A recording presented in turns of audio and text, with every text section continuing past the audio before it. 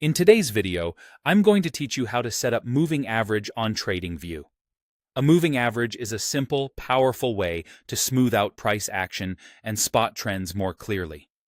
By the end, you'll know exactly how to add one to your chart and tailor it to your style, whether you're looking at stocks, crypto, or Forex. Start by opening the chart for the asset you want to analyze. Make sure you're on the time frame that matches your goal, like daily for swing trading or 5-minute for intraday.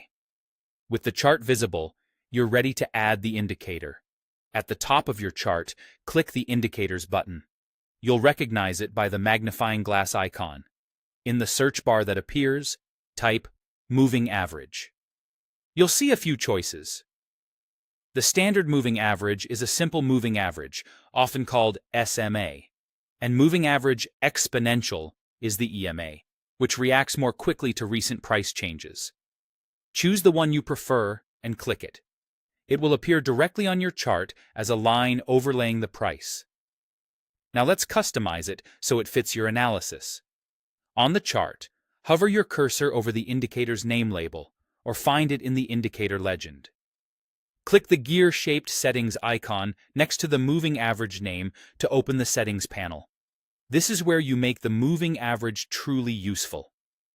First, adjust the length or period. This sets how many bars are included in the average. Shorter lengths like 20 track price closely and are great for short-term momentum. Mid-range settings like 50 are popular for medium-term trends, and longer settings like 200 help highlight the big-picture direction. Next, choose the source, which is the price used in the calculation. Close is the most common and is a solid default for most strategies. If your chosen indicator supports it, confirm the MA type, such as simple SMA, exponential EMA, or weighted WMA. SMA smooths data evenly. EMA gives more weight to recent prices, and WMA emphasizes recent action even more.